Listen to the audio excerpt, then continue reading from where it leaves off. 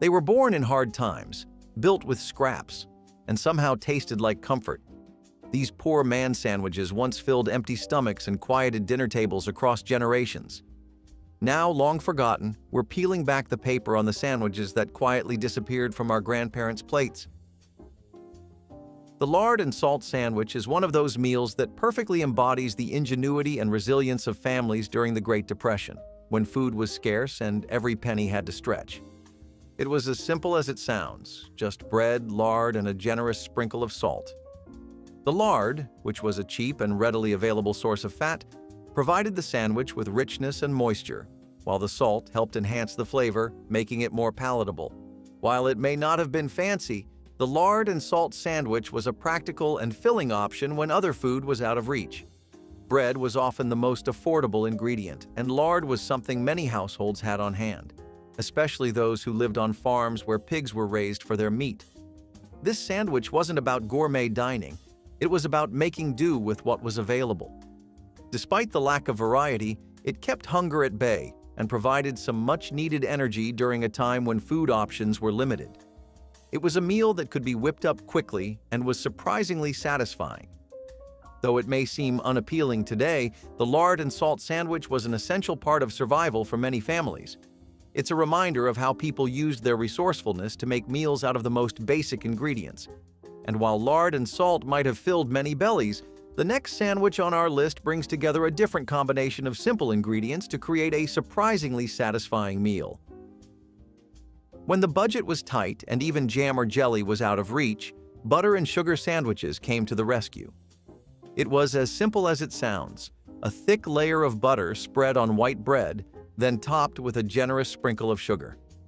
For many, this became the go-to treat, especially during the Depression. It was sweet, satisfying, and didn't require much in terms of ingredients. The butter added richness, and the sugar gave it a touch of sweetness, making it feel like a real dessert, even if it was just a way to fill the stomach when times were tough. The best part? It was incredibly cheap to make, and you didn't have to go hunting for expensive ingredients. Families would often have this as a snack or even as a light dessert to end the day. Despite how simple it seems, there's something comforting about its humble sweetness. But as simple as butter and sugar may be, it's about to get even simpler with the next sandwich on our list. If you've never tried a raw onion sandwich, it's one of those meals that'll stick with you, for better or worse. Sliced raw onions, slathered with a bit of mustard or mayo, tucked between two slices of bread. It wasn't gourmet, but it was a working man's lunch that packed a punch. Onions were cheap, easy to store, and filled you up. The mustard or mayo added some tang and creaminess, but the star of the show was the onion. Not only was it a strong-flavored, inexpensive option, but it was also a great way to keep your hunger at bay until your next meal. Though its pungent scent often lingered long after the meal was finished, it didn't matter when food was scarce. For many families, raw onion sandwiches were a quick fix that provided the sustenance they needed to get through the day.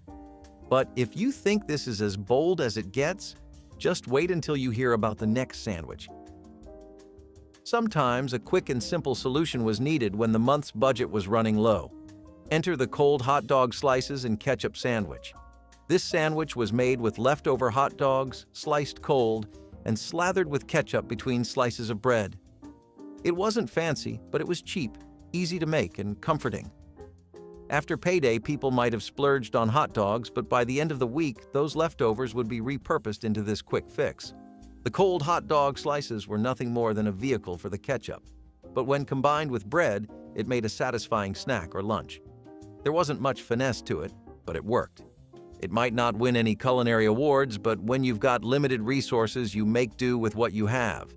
And while this sandwich may seem like an odd pairing, it's definitely one you'd want to try if you're in need of a last-minute meal.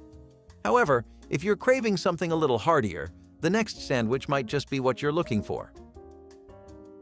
The mashed potato sandwich is one of those unassuming comfort foods that became a staple for many families during hard times. When there wasn't much in the pantry, leftover mashed potatoes provided a quick and filling solution. The sandwich itself was simple. Just a hearty serving of mashed potatoes spread between two slices of bread.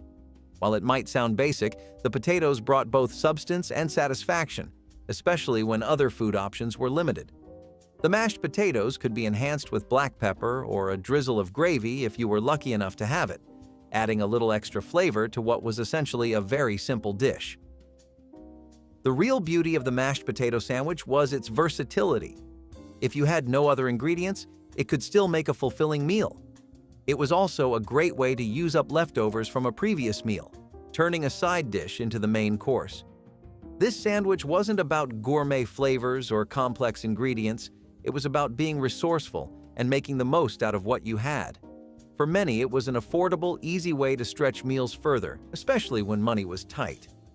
The mashed potato sandwich might not have been the most glamorous option, but it was a meal that served its purpose well. And while it might seem simple, the next sandwich on our list takes leftovers and transforms them into a surprisingly hearty option. If you've ever opened a can of sardines, you know it has a distinct, strong flavor, one that isn't for everyone. But during the Great Depression, a canned sardine and mayo sandwich was a common lunch that stretched a tight budget. Sardines were affordable, packed with protein, and could sit on the shelf for ages. They weren't just easy to find, they were easy to store. The fish was mashed up with mayonnaise, often with a little bit of onion for extra bite, then slathered between slices of bread. Though the flavor might have been an acquired taste, it was a filling meal that kept hunger at bay. And with the mayo adding creaminess, it was surprisingly comforting. While sardines may not be the most glamorous fish, they certainly played an important role in feeding families during tough times. You might think this sandwich is a strange mix, but it's actually a great way to get protein when the pantry's running low. And while sardines gave you that fishy flavor, it was about to get a little more sweet and creamy with the next sandwich on our list. The apple and mayo sandwich might seem like a strange combination, but it was a surprisingly popular choice during tough times when ingredients were scarce and creativity in the kitchen was key. Sliced apples, typically tart varieties, were paired with creamy mayonnaise between slices of bread. The sweetness of the apples contrasted with the rich, tangy mayo, creating a unique and unexpected flavor profile. It wasn't the type of sandwich you would find in any deli, but it became a go-to option for those looking for something quick and different. The apples, which were relatively inexpensive and often readily available, provided a bit of freshness and texture, while the mayo added a comforting creaminess that tied the whole thing together. The apple and mayo sandwich was especially popular during times of rationing or when fresh produce was hard to come by, offering a rare chance to enjoy a sweet, crunchy bite. While it wasn't a culinary masterpiece, it was a meal that worked with what was available, perfect for those on tight budgets. The sandwich wasn't fancy, but it had an undeniable charm. For many, it was an odd but delicious treat that felt like a luxury in a world where simple ingredients were used to make the most of every meal. And if you thought the apple and mayo sandwich was unexpected, just wait until the next sandwich, where another quirky combination takes center stage with a surprising flavor twist. The fried Bologna and mustard sandwich is one of those classic comfort foods that speaks to simplicity and practicality. A true Southern favorite, this sandwich became a staple in many households during tough times when meat was scarce and budgets were tight. Bologna, a processed meat that was inexpensive and easy to find, was fried until it curled up, creating crispy, golden edges that added texture and flavor to the sandwich. The Bologna's richness was perfectly complemented by a generous smear of mustard, which added a tangy zing that cut through the greasy richness of the fried meat. It wasn't a sophisticated meal, but it was satisfying, hearty, and filled you up without costing much. The best part was how easy it was to prepare. A quick fry on the stove and a spread of mustard, and you had yourself a meal in no time. The Bologna was affordable and could be bought in bulk, making it a practical choice for families trying to stretch their food dollar. While it may not have been gourmet, the fried Bologna and mustard sandwich provided a familiar, comforting taste that many still remember fondly today. It wasn't about fancy ingredients or elaborate cooking methods. It was about making something hearty and satisfying with what was available. And while this classic combo hits the spot, the next sandwich on our list takes another humble ingredient and turns it into something surprisingly delicious. Elvis Presley wasn't the only one who loved a peanut butter and bacon sandwich. The combo of crispy, salty bacon and creamy, rich peanut butter created a high-protein, energy-packed sandwich that was a favorite for anyone in need of a quick and filling meal. It's easy to see why this sandwich caught on. It balanced savory and sweet, crunchy and creamy. The bacon gave it that satisfying crunch, while the peanut butter added a smooth richness. It wasn't the healthiest option, but when you're working with a tight budget and even tighter food supplies, it was a treat that gave you the energy to keep going. Not only was this a cheap meal, but it was also indulgent in a way that made you forget about how hard times really were. The combination of these two ingredients might have seemed strange, but it worked, and it worked well. But if you're craving something a little lighter, something that came before the age of bacon and peanut butter, the next sandwich on our list might be just what you need. The mayonnaise and lettuce sandwich may seem like an odd combination at first, but it was a simple, satisfying meal for many families during tough times. Before the era of trendy BLTs and elaborate sandwiches, this humble sandwich was a go-to for those looking for something fresh and easy to prepare. Made with crisp iceberg lettuce and creamy mayonnaise, it provided a refreshing crunch and rich flavor, often when other ingredients were too expensive or scarce. Iceberg lettuce was inexpensive and readily available, making it the perfect base for this sandwich. The mayonnaise added a creamy texture, making each bite smooth and comforting. While this sandwich may not have been fancy, it was beloved for its simplicity and the way it brightened up an otherwise basic meal. In times when fresh produce was limited, the lettuce offered a rare dose of green, and the mayo brought a touch of indulgence. It wasn't a sandwich for a gourmet feast, but it was a practical and affordable meal when resources were stretched thin. For many families, the mayonnaise and lettuce sandwich was the only fresh food they could afford. It wasn't about gourmet ingredients or complex flavors. It was about making do with what was available, and it worked. This sandwich served as a reminder of how, sometimes, the simplest meals are the ones that bring comfort. But if you think this sandwich was basic, wait until you see what's next, where the simplicity of the meal gets a little more daring. In the summer, when tomatoes were in season and fresh produce was at its peak, tomato and sugar sandwiches became a beloved choice. Thick slices of juicy, ripe tomatoes, sprinkled with sugar, were placed between slices of bread. It might sound odd, but the sweetness of the sugar balanced the tang of the tomatoes, making it an unexpectedly delicious combo. Some people even added a little mayonnaise to the mix for extra creaminess. This sandwich became a perfect treat, often eaten barefoot on the porch in the warmth of summer. It was simple and sweet, a perfect way to enjoy the bounty of the season without spending much. While it was certainly a summertime favorite, this combo is one of those meals that people today may never quite understand. But if you think this sweet and savory duo is odd, the next sandwich is even more unconventional. Sometimes, simplicity was the answer when it came to making a meal out of what was available, and the ketchup sandwich was a prime example of that. When food was scarce and the pantry was running low, a ketchup sandwich became a quick, affordable solution. It was as simple as it sounds, just bread and ketchup. It may not seem like much, but for many families, it was a meal that could be thrown together in a matter of minutes, with nothing more than 2 slices of bread and a squeeze of ketchup. There was something comforting about the tangy sweetness of the ketchup paired with the soft, familiar bread, making it a surprisingly satisfying combination. It wasn't about fancy ingredients. It was about making the most out of what you had. If you were lucky and payday wasn't far off, you might even add a Kraft single for a little extra richness, transforming it into a cheese and ketchup sandwich. But in its most basic form, the ketchup sandwich was a testament to the resourcefulness of families making do in tough times. It was a meal that required little preparation but still filled the stomach. This sandwich wasn't about high-end flavors or ingredients. It was about stretching what little you had and getting through the day with a simple, reliable meal. And while the ketchup sandwich was straightforward, it's about to get a little more indulgent with the next sandwich, where the flavor combinations get a bit more interesting. When times were tough and budgets were tight, the potted meat and pickle sandwich became a popular choice for many families. Potted meat, often deviled ham or canned potted meat, was an affordable and long-lasting option that could be stored on the shelf for months. It was a quick fix for lunch or dinner, providing the protein needed to get through the day without breaking the bank. The key to this sandwich was the addition of pickles, which added a sharp, tangy crunch that perfectly complemented the rich, salty meat.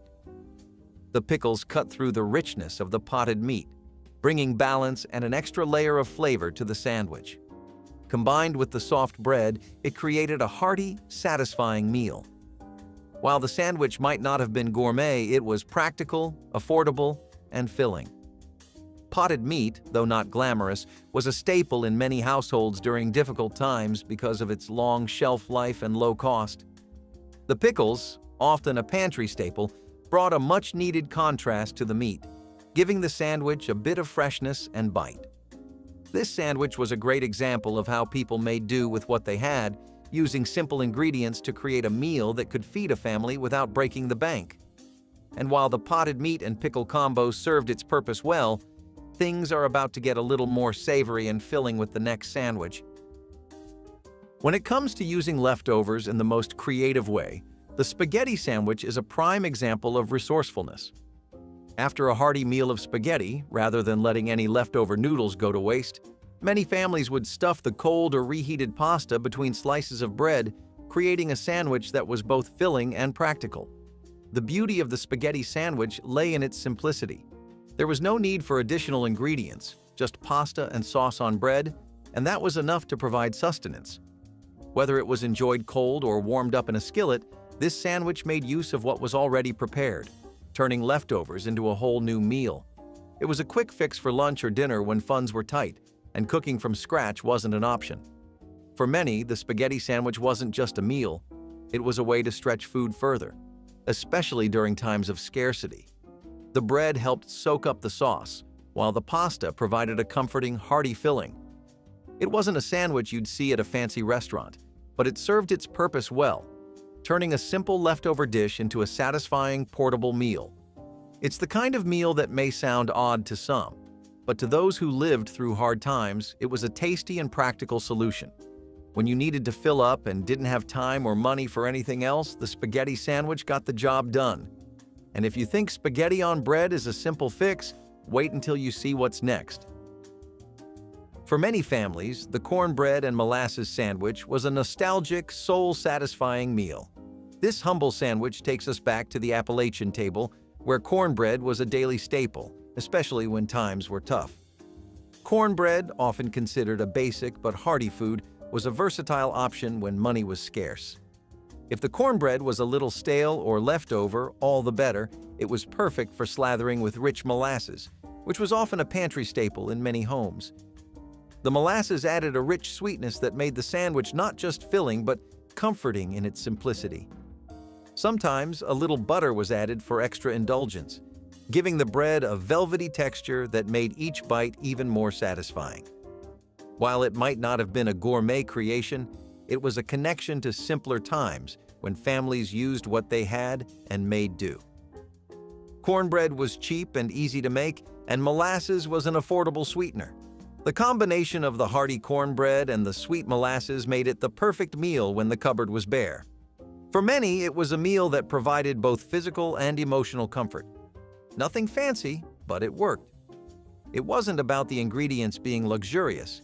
It was about making the most of what was available and taking pride in the simplicity of the dish. This sandwich wasn't just a meal. It was a reminder of resourcefulness, tradition, and making do with less. You might be familiar with peanut butter and banana, but how about a banana and mayo sandwich? It's a southern oddity that, over time, turned into a tradition. The combination of ripe banana slices and mayonnaise might sound strange, but there's something about the sweet, slippery texture of the banana paired with the creamy tang of mayo that works. It was a cheap, easy-to-make sandwich that satisfied a sweet tooth while also providing some sustenance. It's not the kind of sandwich you'll find at a deli, but it was a comfort food for many who grew up with it. Over time, it became a quirky favorite, one of those sandwiches that you either love or have no interest in trying at all. But whether you loved it or not, it's hard to forget such a memorable and unexpected combination. And while the banana and mayo sandwich might be a Southern classic, things are about to get even tangier with the next sandwich. If you've ever had an egg salad sandwich, you might think you know what's coming with the chopped egg and vinegar sandwich. But this isn't your average egg salad. Instead of the usual mayonnaise, this sandwich relied on vinegar or mustard to give the eggs that tangy kick. Hard-boiled eggs were chopped up, mixed with the vinegar or mustard, and spread between 2 slices of bread. It wasn't the most luxurious meal, but it was cheap, filling, and had a sharp, tangy flavor that worked wonders. It was a makeshift egg salad, but it did the job when you needed something simple and satisfying. The vinegar or mustard added just enough zing to make the sandwich stand out. And while this might have been a favorite for some, the next sandwich is all about taking those beans you've got left over and turning them into something great. When food was scarce, nothing went to waste. And the leftover bean sandwich is the perfect example of how resourceful families could be. Whether you had baked beans, pintos, or navy beans left from a previous meal, they made the perfect filling for a sandwich. The beans were mashed up and spread between slices of bread, turning them into a hearty meal that was both filling and cost-effective. While onions could be added for a little extra flavor, this sandwich was great in its simplest form. It didn't require any fancy ingredients, just what you had left in the fridge. The beans added protein and substance, making it a satisfying meal that could get you through a long day. This sandwich wasn't about perfection. It was about making the most of what you had and turning leftovers into something practical. It was the kind of meal that didn't need much to make it taste good. So, while leftover beans might not have been the highlight of the dinner table, they certainly played an important role when it came time to put together a quick lunch or snack. But if you think beans on bread are a clever solution, the next sandwich might just have you rethinking your idea of what makes a satisfying meal. Sometimes simplicity is key, and the relish and cheese sandwich is the epitome of that principle. A slice of American cheese paired with a dollop of sweet pickle relish was all it took to create this unexpected but surprisingly delicious sandwich. The relish added a little sweetness and tang, while the cheese gave it a creamy, melty texture. It wasn't about fancy ingredients, just bread, cheese, and relish. The sweet and salty combination made it a great quick snack when funds were tight and you needed something to fill you up without breaking the bank. The relish provided a burst of flavor, cutting through the richness of the cheese, and the sandwich itself was easy to put together with ingredients that were often on hand. Even though it may seem like an odd combination, the simplicity of the relish and cheese sandwich made it a popular choice for those who needed something quick and satisfying. Whether you had it as a snack or a meal, it always offered a good balance of flavors. This sandwich wasn't going to win any gourmet awards, but it did the job when you needed a cheap and satisfying meal. Sometimes, it's the simplest combinations that leave the greatest impression. But if you think a slice of cheese and a bit of relish is all you need for a great sandwich, the next one might just take your taste buds by surprise. When it came to making meals stretch further, the sloppy cornbread sandwich was a masterclass in using leftovers creatively. Crumbled cornbread, often from the night before, was paired with whatever stew, beans, or gravy was left over. The key was taking what was already cooked and giving it a second life in sandwich form. The cornbread soaked up all the savory goodness from the stew or beans, making each bite rich and flavorful. It wasn't pretty, but it was hearty and filling, perfect for when there wasn't enough time or money to cook something new. This sandwich was a clever way to use up those last bits of food, and it was satisfying enough to keep people going for the rest of the day. It wasn't the kind of sandwich you'd find in a fancy restaurant, but it worked wonders for anyone looking to get the most out of their meals. But if you think cornbread and beans are a great combo, just wait until you discover the next sandwich, which takes the humble potato and turns it into something simple but delicious. Sometimes, simplicity is the best solution, and the boiled potato and butter sandwich is a perfect example. It's as basic as it gets: boiled potatoes smashed onto bread with a generous spread of butter and a sprinkle of salt. It sounds simple, maybe even boring, but there's something about the soft, creamy texture of the potatoes combined with the richness of butter that makes this sandwich surprisingly satisfying. The potatoes were filling, cheap, and readily available, while the butter added a touch of luxury. It was the kind of meal that was comforting in its simplicity, especially when times were tough and money was tight. This sandwich was often enjoyed warm, making it all the more comforting on a cold day. And while it might not have been fancy, it tasted better than it sounds. But if you're in the mood for something a little more indulgent and messy, the next sandwich might be just what you're looking for. If you've ever had creamed corn, you know how rich and flavorful it can be. Now imagine spreading it onto bread for a sandwich. That's exactly what the creamed corn sandwich was. Canned creamed corn, drained just enough to prevent it from being too watery, was spooned onto toast or bread. It was messy, yes, but it was also delicious. The sweetness and creaminess of the corn paired perfectly with the bread, creating a satisfying and hearty meal. It wasn't the kind of sandwich you'd take to a picnic, but it was a beloved comfort food in many households during lean times. Whether it was a quick lunch or a dinner replacement, creamed corn made it easy to put together a meal that was both filling and affordable. The messiness just added to its charm, and it was a sandwich that brought a taste of sweetness to an otherwise tough time. If you think creamed corn on bread is indulgent, wait until you hear about the next sandwich that combines salty and sweet in an unexpected way. Sometimes the oddest combinations end up being the most memorable, and the pickle and peanut butter sandwich is one of those strange pairings that gained a cult following.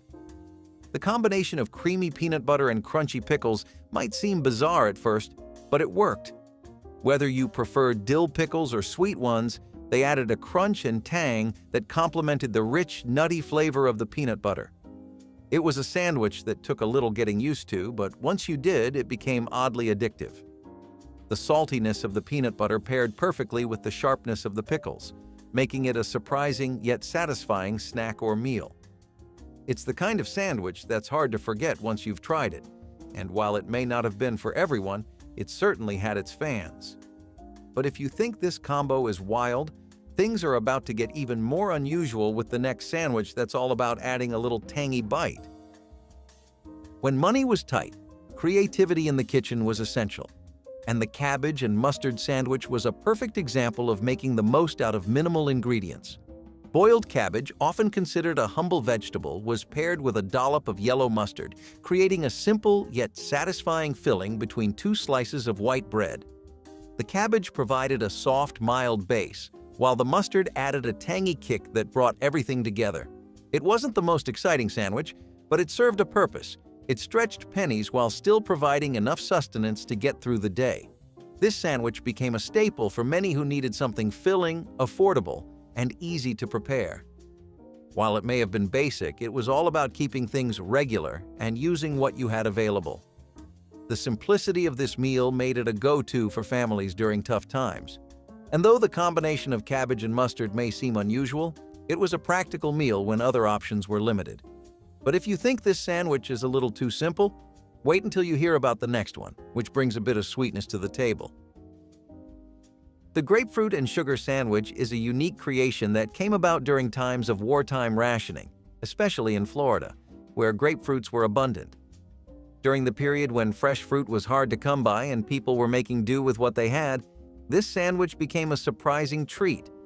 The process was simple. Segments of tart grapefruit were placed between slices of soft bread and generously sprinkled with sugar. The sweetness of the sugar helped to balance out the sharp, tangy flavor of the grapefruit, creating a sandwich that was both refreshing and satisfying. While it might sound unusual today, this combination provided a way to enjoy citrus without the need for expensive or hard-to-find ingredients. The sandwich was especially popular in Florida, but spread northward as families across the country sought ways to make the most of their limited resources. It wasn't about luxury, it was about making do with what you could find. The grapefruit added a rare burst of freshness, something that was much appreciated when fresh produce was often scarce. Whether eaten as a snack or a simple dessert, this sandwich was a quick and easy way to incorporate fruit into the diet without spending too much. The grapefruit and sugar sandwich wasn't for everyone, but for those who grew up with it, it's a nostalgic reminder of how inventive people could be when food was hard to come by. But if you think this sweet and tangy creation is odd, wait until you see the next sandwich on our list, where the flavor combination gets even more surprising. During the Great Depression, food scarcity pushed resourcefulness to new heights, turning even backyard weeds into life-saving nourishment. A prime example was the dandelion greens sandwich, made from tender, freshly foraged dandelion greens sautéed briefly in bacon drippings or butter, proving the old adage true: one person's weed is another person's lunch.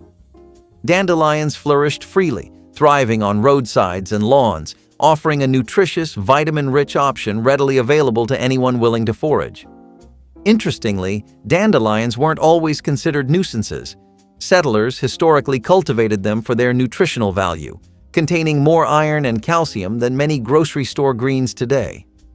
During the Depression, families who knew this little fact relied heavily on these wild greens to fill nutritional gaps left by their otherwise sparse meals. With fats like butter or precious bacon drippings in short supply, home cooks learned to carefully ration these staples, just enough to tame the green's natural bitterness. Ironically, modern gardeners battle relentlessly against dandelions with chemicals and lawnmowers, unaware their ancestors would have gladly turned that lawn invasion into supper. Bologna and potato salad sandwiches were just as effective at getting the entire family on the table and doubling as the perfect school lunch for your kid. Grade 5 or high school, none of that mattered, because even adults well into their career enjoyed these. People working long jobs would pack a bologna and potato salad sandwich in their backpack to ensure all their food needs were met. Often you would come into a home around the afternoon and find kids glued to the TV with a bologna and potato salad sandwich in hand. Mixing in some chicken chunks or chips would only upgrade an already stellar dish, and we definitely want potato salads and this sandwich to make a comeback. For American families battling tight budgets during the Great Depression, innovation became the true mother of necessity, especially when pairing unlikely pantry items like peanut butter and pickles. The peanut butter and pickle sandwich, featuring crunchy peanut butter generously layered alongside sliced dill pickles, was one clever response to empty cupboards. Peanut butter surged in popularity during the 1930s, partly because it provided inexpensive protein at a fraction of the cost of meat. Pickles, meanwhile, represented resourceful preservation, allowing frugal households to stretch cucumber harvests throughout the entire year. Combining these affordable staples, home cooks found the creamy, salty peanut butter balanced perfectly with the tangy bite of dill pickles, making an oddly delicious sandwich. Notably, newspapers of the Depression era often recommended peanut butter sandwiches precisely for their nutrition, calling them a poor man's steak, while pickles added zest, vitamins, and some much-needed crunch. Though today's diners might initially raise an eyebrow at this unusual duo, peanut butter and pickle sandwiches weren't considered oddities back then. If you've ever walked the streets of downtown New York, I'm sure you're familiar with the infamous pastrami on rye. If your grandma's from the Big Apple, chances are her recipe is highly regarded. This sandwich became a staple in Jewish delis in the late 19th and early 20th centuries, thanks to Eastern European immigrants. This one just featured an old-fashioned slice of pastrami on rye bread and a dollop of mustard. Grandma knew that when it came to sandwiches, sometimes less is more, and pastrami on rye is the perfect example of that. But hey, don't forget no pastrami on rye is complete without a pickle on the side. The tartness of a dill pickle or the sweetness of a bread and butter pickle is the perfect contrast to the savory pastrami. At a time when pantries were sparse, one modest vegetable quietly rose to culinary prominence, notably paired with vinegar to create the onion and vinegar sandwich. Thinly sliced onions marinated in tangy vinegar with just a pinch of sugar might sound like a questionable lunch choice today, but during the Great Depression, this humble sandwich was a household staple. Vinegar, cheaply produced and easily accessible, became an indispensable tool for Depression-era cooks trying to stretch limited ingredients into flavorful meals. Onions thrived effortlessly in backyard gardens, making them abundant even when money was scarce. But onions had another appeal. Their sharp bite helped mask the taste of stale bread, a constant companion during hard economic times. Home cooks discovered that marinating onions briefly in vinegar not only mellowed their pungency, but also produced a refreshingly tart flavor, transforming the simplest sandwich into a delicacy. Remarkably, Onions were so valued that Depression-era food guides suggested planting them as an emergency food supply, alongside potatoes. This sandwich perfectly encapsulated the ingenuity of an era when resourcefulness wasn't merely admirable, but essential for survival. Ham and banana sandwiches are less digestible both literally and figuratively than most of the list, but they actually worked quite well. The trick was in how you sliced them, because if the banana slices were fat and thick while the ham was thin, you would have a really overly sweet sandwich. Meanwhile, if you did the opposite, then you would have a mushy sandwich that did not have any real flavor. If you did get the proportions right, and most people did after their first few tries, then you had a 70s DIY delicacy with simple ingredients. It made sense why most people did not know how to make a good one, because it was not common. People who lived in other decades hated fruit and meat mixes of savory dishes, but they had a lot more room to make an impression with the crowd in the 70s. Maybe people felt very tropical for a decade? The sandwich would be quite an interesting addition in menus today. Throughout the hardships of the Great Depression, creativity in the kitchen became as vital as bread itself, leading to culinary experiments that modern taste buds might find curious. Among these unusual creations was the humble yet surprisingly refreshing cucumber and sugar sandwich. Thinly sliced cucumbers, lightly dusted with sugar, sandwiched between slices of bread. Sugar may seem extravagant for the 1930s, yet households often had small reserves carefully rationed for moments exactly like this, transforming bland cucumbers into something akin to dessert. Garden cucumbers, prolific and hardy, grew abundantly, becoming the unsung heroes of many Depression-era meals. Interestingly, cucumbers were favored because they matured rapidly, providing a dependable source of nutrition when pantry staples were uncertain. Clever homemakers discovered sprinkling sugar over cucumbers masked their watery blandness, turning a simple vegetable sandwich into an affordable treat. Even kids who usually avoided vegetables happily ate it. In fact, this unlikely pairing became popular enough to feature in homemaking pamphlets of the era, billed as a sweet sandwich children would actually finish. Spam and pineapple sandwiches, on the other hand, are a Hawaiian invention that makes some stomachs less audible. On the other hand, if you are anything like us, then maybe the blend of spices, fruits, and canned pork and ham will create a unique flavor trip for you. Spam and pineapple sandwiches in the state of Hawaii would usually be accompanied with things like mango slices or mango chutney, peppers, chili pastes, and fresh coleslaw. All of this really elevated the dish and gave it a strong identity to pull from when it was making impressions on people for the first time in the 70s, and most were good ones. While pineapples are eternally hated in America, this is one mix of different foods that a lot of citizens could get in line for, and that is why we are sad to see this one gone. When times grew tough in Depression-era America, families turned to preserving foods, making homemade spreads like apple butter, a prized pantry staple. The apple butter and cheese sandwich, a modest pairing of homemade apple butter and thinly sliced cheese, became a favorite because it cleverly combined two readily available ingredients into a filling, flavorful meal. Apple butter, a concentrated sweet spread slowly simmered from bruised or imperfect apples, allowed families to make use of fruit that otherwise might have gone to waste. Apples were abundant and inexpensive during the fall harvest, so resourceful home cooks preserved them carefully to ensure supplies lasted through harsher winter months. Cheese, although slightly more precious, was often rationed in thin slices, stretching each small block to maximize meals without emptying the purse. Cookbooks of the 1930s praised apple butter sandwiches as a satisfying way to provide necessary calories cheaply, perhaps quietly suggesting they tasted better than some other thrift-driven concoctions. The meatball sub is the kind of sandwich that's meant to be messy. The meatball sub has its origins in Italian-American cuisine.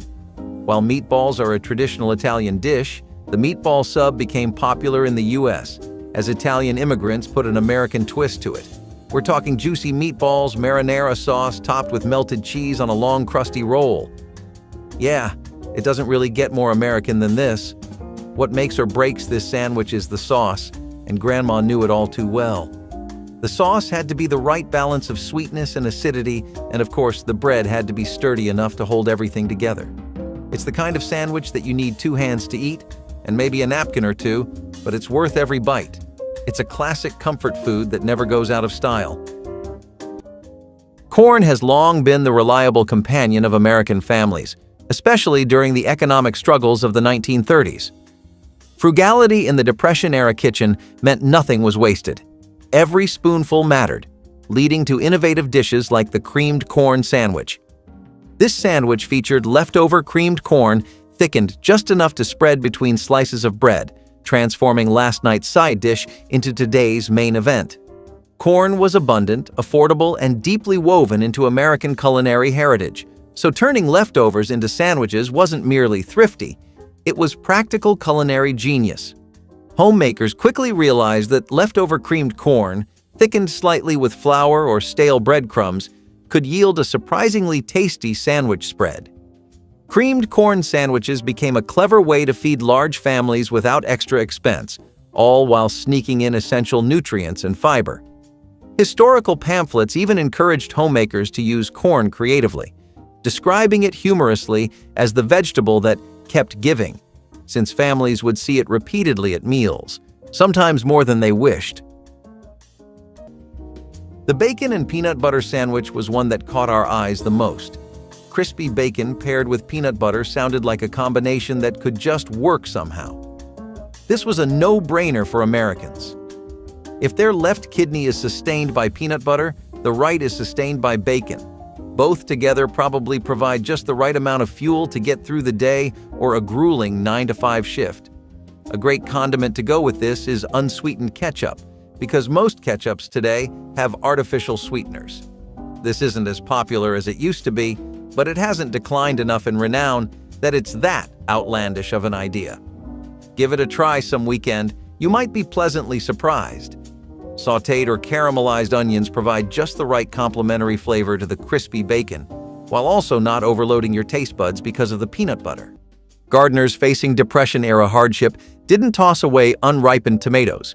Instead, they transformed them into simple yet surprisingly tasty sandwiches, notably the green tomato sandwich. Thinly sliced, salted green tomatoes carefully placed on buttered bread became a clever culinary solution to avoid waste when economic uncertainty made every vegetable precious. Green tomatoes were plentiful during the cooler months when fully ripe tomatoes weren't always achievable, ensuring these tangy, firm slices found their way onto many lunch plates. Remarkably, green tomatoes offered not only budget-friendly sustenance but valuable nutrients, including vitamin C, essential for families with limited access to fresh produce. Cooking columns from the 1930s enthusiastically endorsed green tomatoes as affordable, versatile pantry staples, though often jokingly acknowledging their tartness as an acquired taste. Resourceful homemakers cleverly balanced the tomatoes' acidity by spreading bread generously with butter, turning the sour slices into surprisingly palatable sandwiches. The green tomato sandwich is a vivid example of how necessity drove creativity in the kitchen, proving to skeptics everywhere that sometimes even unripe produce could shine brightly in a humble sandwich. So, this next sandwich is also typically made from only 3 ingredients, but it's still one of Grandma's most iconic creations. I'm talking about the infamous BLT sandwich. The name is an abbreviation for the ingredients: bacon, lettuce, and tomato. This sandwich was a summertime favorite, especially when tomatoes were at their ripest in Graham's garden. The BLT's roots can be traced back to tea sandwiches served in the late 19th century, but it wasn't until World War II when it gained popularity. During this time, supermarkets made bacon, lettuce, and tomatoes more widely available all year round, and Grandma made sure to use them up in the kitchen. A classic BLT is often made with mayonnaise, but some purists argue that the sandwich should be spread with butter instead. Well, it's still up for debate, so make sure to let us know your take on it in the comments. When grape jelly teamed up with Bologna during the Depression, the combination created more than confusion. It birthed an unexpectedly beloved sandwich, the Bologna and jelly sandwich. At first glance, pairing thinly sliced, inexpensive Bologna meat with sweet grape jelly might seem like a culinary accident, but in the context of 1930s America, it was nothing short of brilliant ingenuity. Bologna was a Depression staple because it stretched meat budgets further than any cut of beef or pork ever could, appearing in kitchens nationwide as the quintessential poor man's steak. Similarly, grape jelly, often homemade from wild or backyard grapes, offered a cheap, sweet contrast readily available in most households. The salty, savory taste of Bologna unexpectedly complemented jelly's sweetness, creating a sandwich quirky enough to please even skeptical palates. Interestingly, early cooking pamphlets and newspapers occasionally endorsed this odd pairing, promoting it as a practical yet flavorful way to diversify Depression-era diets. Far from being merely an oddity, this sandwich underscores how cleverly resourceful our grandparents were, turning modest ingredients into sandwiches both memorable and satisfying. Most of the lovers of chicken salad and grape sandwiches dwindled a lot over the years, and now it is just a memory. No one does comfort food better than Americans, and the iconic potato chips and cheese sandwich is proof. People would grab cheddar or mozzarella cheese and a packet of Frito-Lays or a can of Pringles and get busy at the table but not in the kitchen. Reason being, this was one of those 10-minute dishes that took absolutely no effort or time to make, like instant noodles. Barbecue-flavored chips would be preferred, because they added a secondary flavor, but all kinds were used and the crunch was just to die for. In the 1970s, chips like Pringles were getting more and more popular in America, and that made it even easier for this to take center stage. What would follow in the decades after was a growing concern for health, and people stopped making their favorite potato chips and cheese sandwiches, but we would love a 70s plate. If there's one sandwich you can never go wrong with, it's the old-fashioned grilled cheese sandwich. This one is the epitome of comfort food, and Grandma's version was a childhood favorite. Even the pickiest eaters used to beg for this one. So this one became popular during the Great Depression era, when we had to make do with three of the most common ingredients in our pantries: bread, cheese, and butter. Now, some of us used to get creative with our grilled cheese by adding extras like sliced tomatoes, ham, bacon, or even pickles. But this one was best enjoyed simple and plain. Oh, and let's not forget, it tastes even better when paired with a warm bowl of tomato soup. Before burgers and fries, grilled cheese and tomato soup used to be the ultimate food combo of our dreams. The best part? Most cheese sandwiches are vegetarian and can easily be made vegan by adjusting the type of cheese and oil. Equally offensive to most conservative taste palates were pineapple and cheese sandwiches. As of 2024, it is a well-established fact that the West and pineapples have had a very troubled relationship.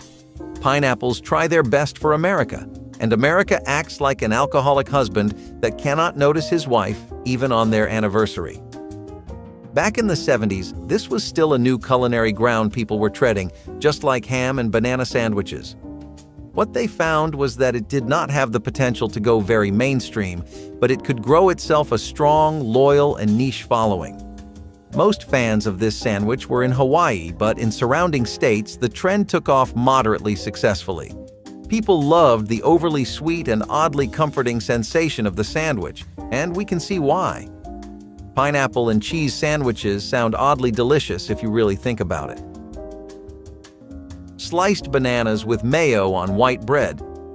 This banana and mayonnaise sandwich is a bit of a wild card for sure, but keep an open mind because the South definitely does, which is where this interesting creation finds its origins. Typically, a lot of comfort food comes out of the southern USA. As you may have guessed, preparing this is as simple as taking candy from a toddler.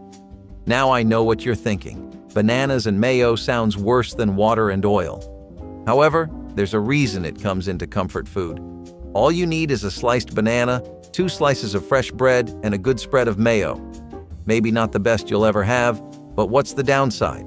Give this forgotten experiment a try and see if it's up your alley.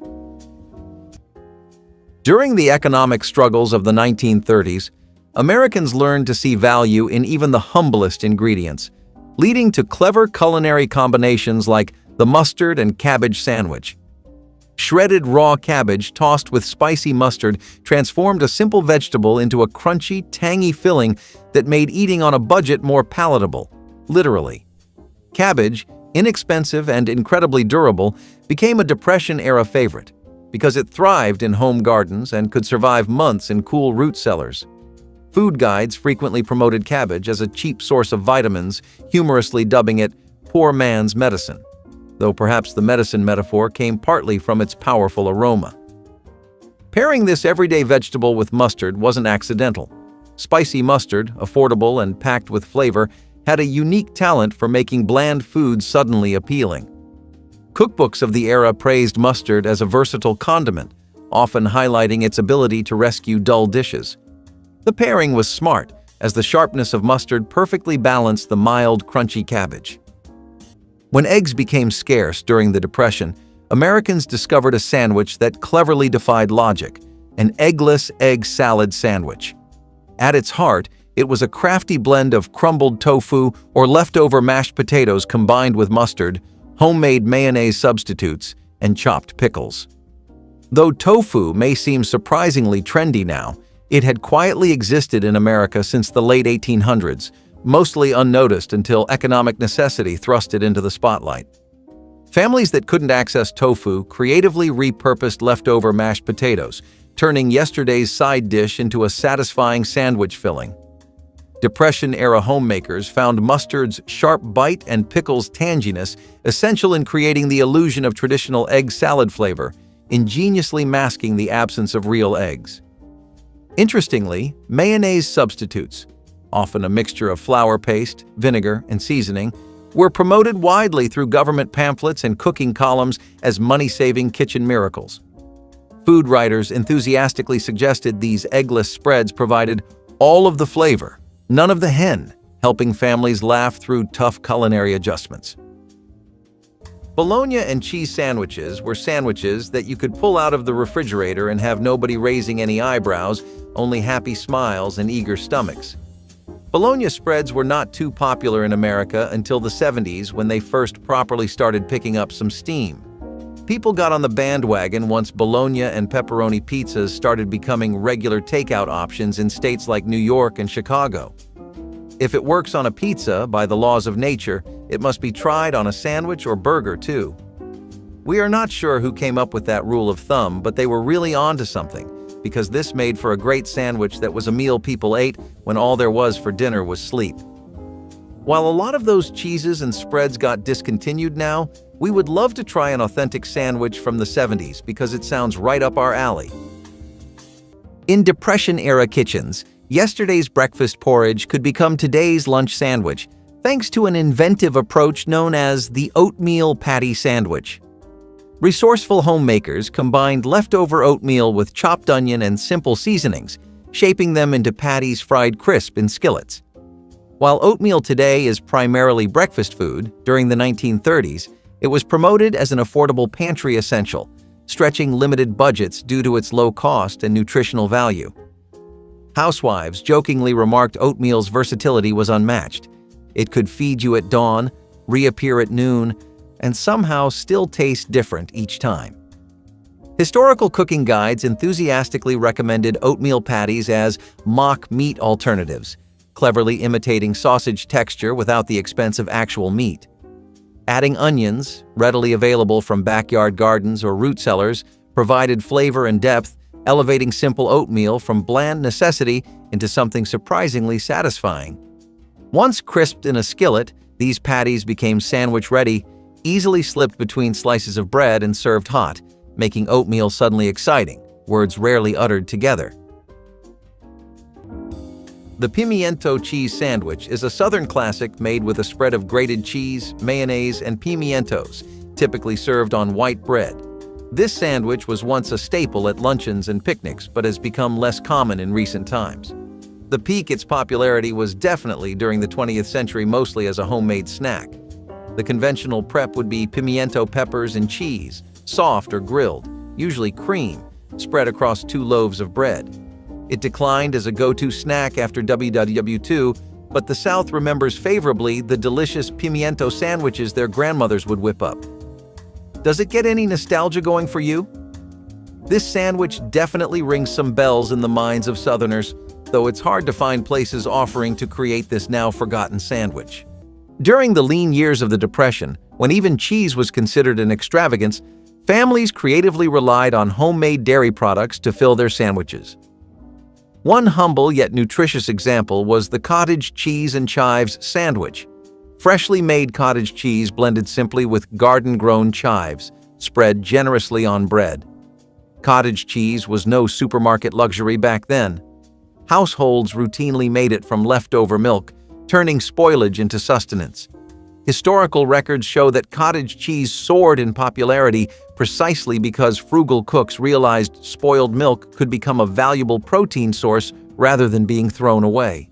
To brighten its mild flavor, Depression-era cooks used freshly cut chives, easy-to-grow herbs flourishing freely in backyard gardens.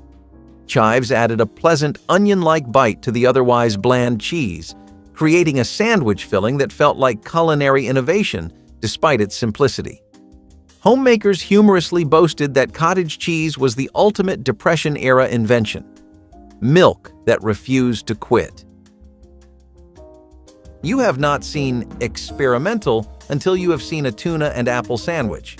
Exactly what it sounds like and worse in reality than in your imagination, a tuna salad mixed with chopped apple slices on white bread. Yes, that is literally the entire concept. And no matter what the fusion food crowd tries to say, we are not trying it or buying into the hype. If only to satisfy the curiosity inside us and scratch that must-try-everything itch would we want this back. But strangely, people in the 70s had the opposite opinion. Cans of Pink Lady tuna and farmers market apples were apparently their idea of a good meal back then. Do you think they were onto something? Maybe we are jumping the gun and should take a note out of their book about being open to new tastes. The patty melt was not just a sandwich, it was a lifestyle. It belonged to truck stops, corner booths, and places where the waitress calls you hon. Start with a beef patty, not too thick, not too thin, grilled until the edges charred just enough. Then pile on caramelized onions so sweet they practically melt and drop a couple of slices of Swiss cheese on top until it oozes over like lava. But the crown jewel? That rye bread, buttered and toasted right on the griddle. It soaked up everything. The beefy drippings, the onion sweetness, the crispy edges of the cheese. Every bite was a perfect mix of crunchy and gooey, salty and buttery. You were not just eating a sandwich, you were biting into pure diner energy. People had this at lunch and still talked about it at dinner. If your parents ever made this at home, you were one of the lucky ones. And if not, you probably still remember your first time trying one and realizing a sandwich could actually stop time. But not every sandwich needed to be hot off the grill. Some came cold, weirdly fancy, and straight from the pages of a church cookbook. When Depression-era households craved ham sandwiches but found their wallets emptier than the pantry, cooks turned to an inventive stand-in.